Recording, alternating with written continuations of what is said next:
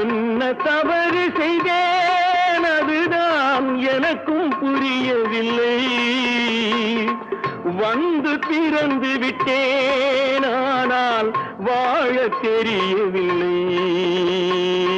அருகில் இருந்து சொல்லிக் கொடுத்தால் உலகம் தெரியாதா,